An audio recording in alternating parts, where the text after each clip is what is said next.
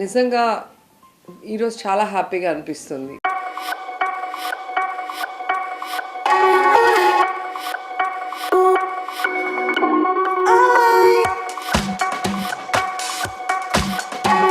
ఎందుకంటే ఒక నిజమైన నీడీకి హెల్ప్ చేయటం అనేది ఎప్పుడూ కూడా మనసు తృప్తినిస్తుంది. ప్రతి సంవత్సరం జగనన్న పుట్టినరోజు నాకు చాలా స్పెషల్. సో ఆ రోజు ఏదో ఒక పేద కుటుంబం జగనన్న కోసం, జగనన్నని ప్రేమిస్తున్న కుటుంబం బాగుండాలి అన్న ఆశతో, వారి ఆశీస్సులు జగనన్నకి ఎప్పుడూ ఉండాలన్న ఆకాంక్షతో నేను వెతికి పట్టుకొని వారికి హెల్ప్ చేయాలనుకుంటాను. సో అలా గతంలో మీరు చూస్తే పుష్ప అనే అమ్మాయిని దత్తత తీసుకొని మెడిసిన్ చదివిస్తున్నాను. ఆ తర్వాత మీరాసాపాలెం అనే గ్రామాన్ని దత్తత తీసుకొని ఆ గ్రామంలో కావాల్సిన అన్ని వసతులు కూడా ఏర్పాటు చేయడం జరుగుతుంది. అలాగే ఈసారి నాగరాజు అనే కుటుంబం, నిజంగా అతని కథ నన్ను చాలా కదిలించింది. నాకు ఒక జర్నలిస్ట్ మోహన్ అనే వ్యక్తి నా మీద చాలా నమ్మకంతో నాకు ఆ వీడియో షేర్ చేసి ట్యాగ్ చేయడం జరిగింది.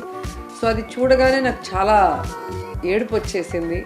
అండ్ నాకు బాగా కనెక్ట్ అయిన విషయం నాగరాజు.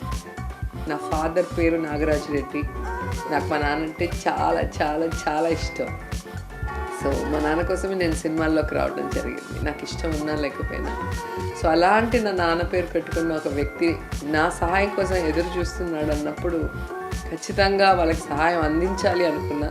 కానీ దేవుడు చూసారా, నాకు ఈరోజే ఇక్కడ సీఎం గారితో మీటింగ్ ఉండే అవకాశం రావటం, దానికి నేను వచ్చి నా పిఏ వెళ్ళవలసిన ప్లేస్లో నేనే నేరుగా వెళ్ళి ఆ కుటుంబాన్ని నా కళ్ళారా చూసి వారి బాధలో వారి బాధ్యతని నేను తీసుకోవాలని చెప్పి డిసైడ్ చేసుకున్నా. సో నాగరాజుకు చెప్పాను, ఇక నుంచి నీకు ఎవ్వరు లేరు అనుకోవద్దు, నేనున్నా, ఒక అక్కగా నేను ఎప్పుడు మీతో ఉంటా. సో ఈరోజు నాగరాజు కోరుకున్న విధంగా అతను ఒక షాప్ పెట్టుకోవడానికి నేను ఫైనాన్షియల్ సపోర్ట్ ఇవ్వడం జరిగింది. అలాగే పిల్లలు నిజంగా ఆణిముత్యాలు పుట్టారు భగవంతుడి ఆశీస్సులతో. సో ఆ పిల్లలు చక్కగా చదువుకునే విధంగా నేను ఎప్పుడు సపోర్టివ్గా ఉంటాను.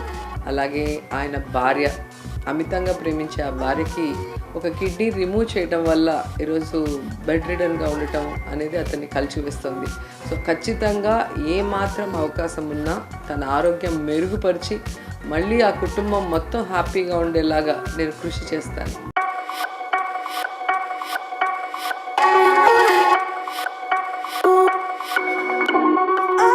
నార్మల్గా మనం ఎవరనేది తెలియకుండా ఆ కుటుంబాన్ని రీచ్ అయ్యి మన ఫేస్ రివీల్ చేసినప్పుడు వాళ్ళ రియల్ హ్యాపీనెస్ చూడాలని నాకు ఇష్టం.